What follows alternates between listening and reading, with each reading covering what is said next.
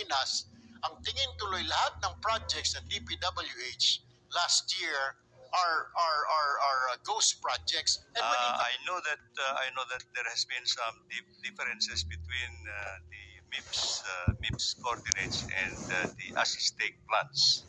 Elaborate, ano ba yung tawag yung mixed data? Ano yun? Multi-year. Mixed or mixed? MIPS po. MIPS, sorry. Apo, sir. Sorry po.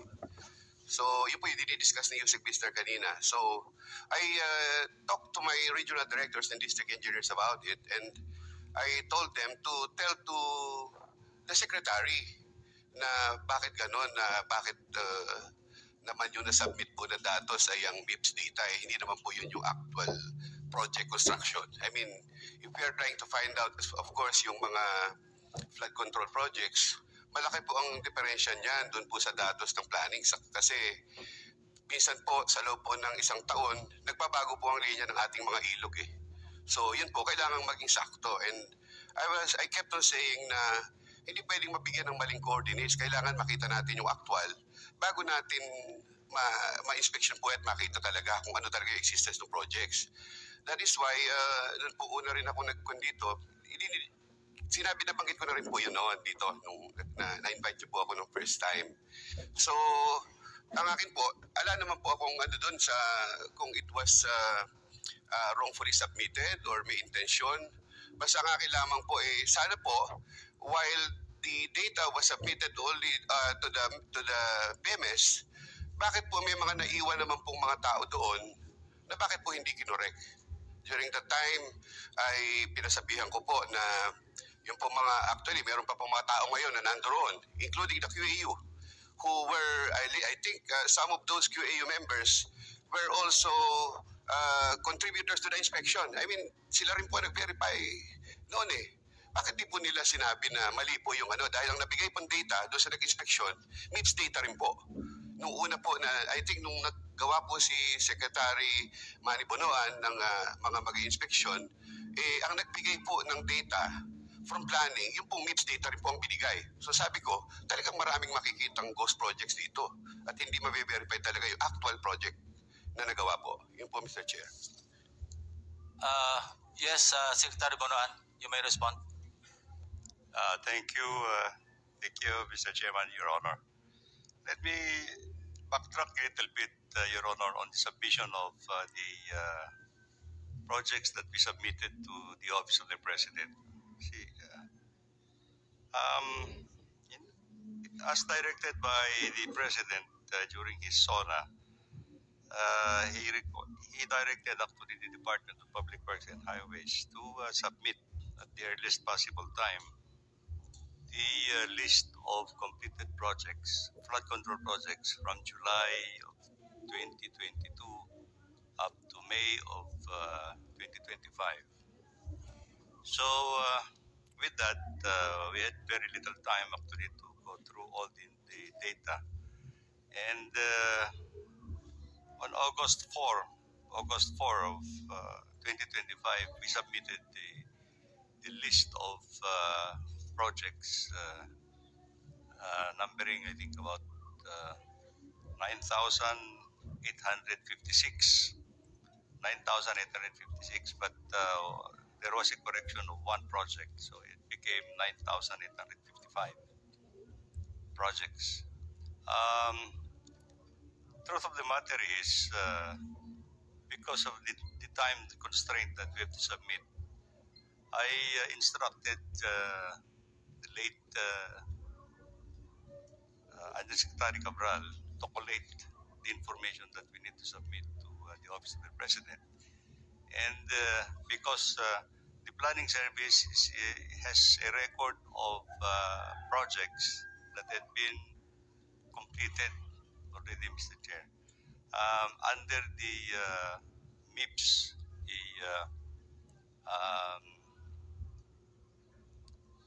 this is what has been deliberated on.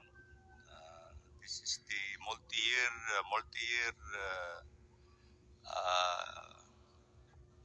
program scheduling, and MIPS coordinates, for that matter, Mr. Chairman, is actually a locational MIPS. it's only a locational MIPS. There is a difference between a locational MIPS and a coordinate of what as stake. As stake. The as stake as stake coordinates is the basis for the contract. Depending on the situation on field, the Ito yung linear distance, sinasabi ninyo. the as stake, yes, that is already the coordinates for the contract in itself, Mr. Chair. But nevertheless, what we are saying is actually, aside from coordinates that we are talking about, there are many informations that we have already also submitted to the Office of the President with regard to the projects that we have submitted. We have submitted where the project is, which agency or district office. The name of the project is the same project that would have appeared in the General Appropriations Act. The name of the contractor, the date, the amount of contract, the amount of bid, the amount of program of work, and the date started, the date of completion.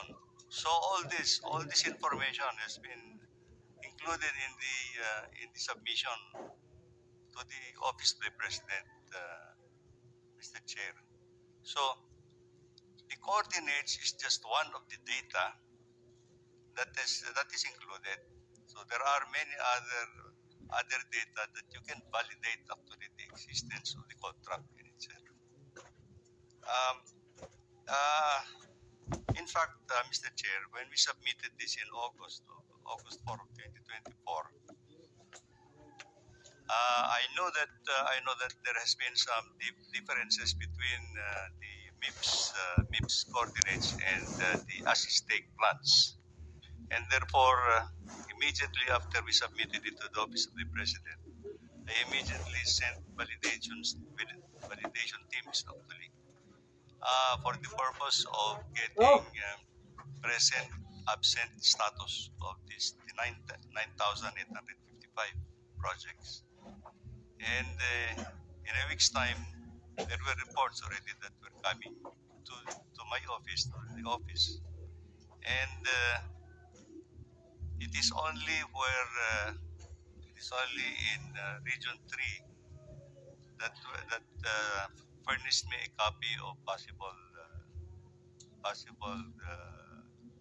potential cost projects.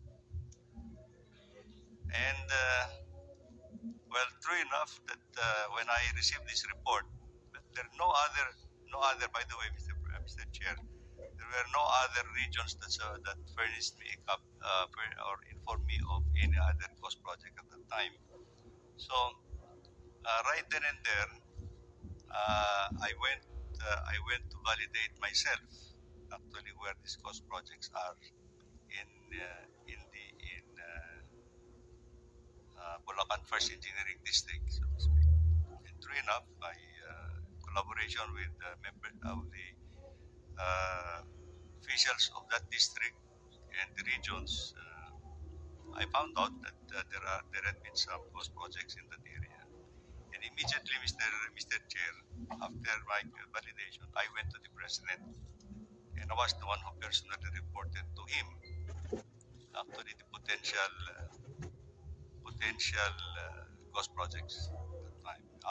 Let me also clarify, Mr. Chair, that my statement to the President is that I hope, Mr. President, that this is an isolated case because there has not been any other report that reached me, including in Bulacan area, where there are 3 engineering districts.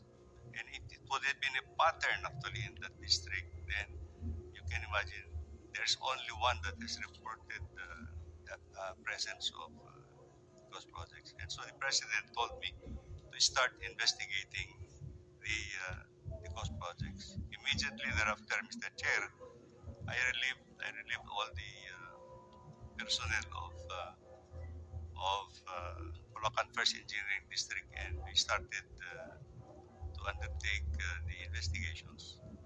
That thereafter, during the investigations, including COA and everything, and I resigned in September 1, Your Honor. So that's the whole story. So there is actually a difference between MIPS coordinates and as-stake plan coordinates, Mr. Chair. Let me tell you, I think, if I remember right, I also discussed this a little bit with the President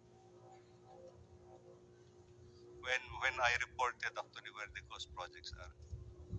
Because I think what has been submitted are coordinates of already completed projects before. So there are some differences. Thank you, Mr. Chair. Just like to direct my question to former Secretary Bonoan.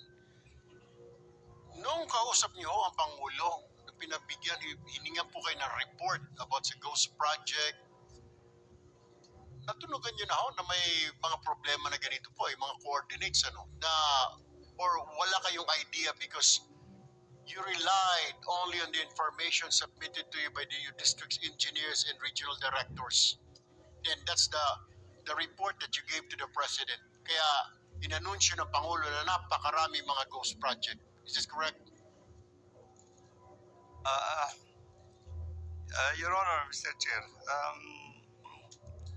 of course I relied on the data that was generated by our people in the department, especially the office of the late Secretary Cathy Cabral, especially the initial the submitted data are actually from the consolidated data by the late Undersecretary Cabral.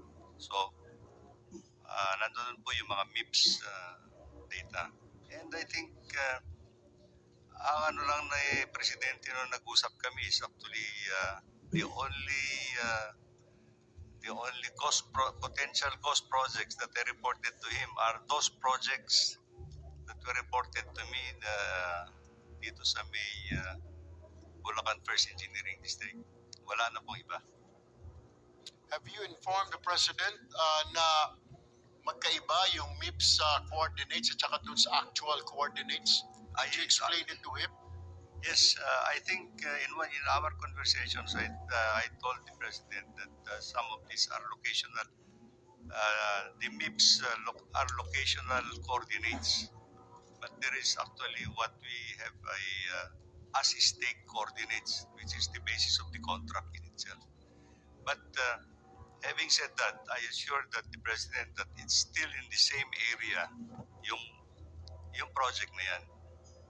It's still in the same area. It cannot be in any other area, Mr. Chair. Because yung gagawin na yung kontrata, I think depende depende dun sa situation on the field that would warrant on the technical assessment on the field. This is where they're going to put up the as-stake project. All right, thank you, former Secretary Bunuan. Let me go now to Yusek Bisnar. Yusek Bisnar, when you found out na meron po mga ganitong mga inconsistencies, meron pong problema tayo sa mga coordinates, na-inform po ba ang palasyo na, Mr. President, na-inform po ba ang Secretary Vince Dizon na may problema po tayo, na may mga ghost project na hindi naman talaga ghost pero nagawa naman pala nasa ibang lugar lang? Were they informed, the Secretary and the President? Si Secretary po na-inform na and pina-finalize lang po yung report para po mapadala sa PMS and para po makorek yung sumbong sa Pangulo website, Your Honor.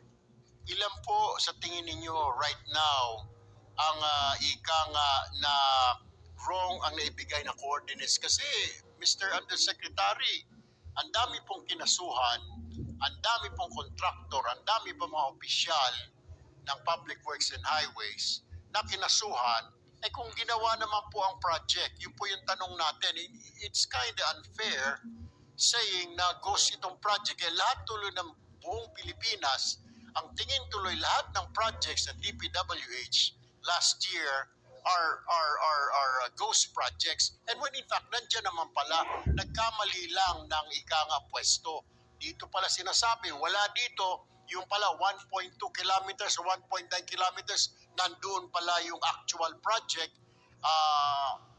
Na anong action ang ginawa ho ninyo to rectify this? Hindi po maliit na problema ito, malaking problema po ito. Mr. Undersecretary, marami yung nakakulong ngayon. May mga ngayon pinapasapina, katakot-takot na sapina ang inisyu ngayon ng Department of Justice para sagutin ng mga taong ito. What have you done so far? Go ahead, Yusek Bernabe. Mr. Chair, just to set the record straight po, no, yun po mga naging subject of cases pending now before the Ombudsman or Sandigan Bayan. Ito po ay talaga mga ghost projects po. So aside from the issue na meron nga po mga wrong coordinates, meron pa rin po talagang ghost projects. So are you telling me, is this the reason why bakit nadidelay tayo dahil ito ba ang reason na dinodouble check ninyo kaya wala pa na issue ng mga warrants of arrest sa ilang mga opisyal? Because of this, you want to double check it?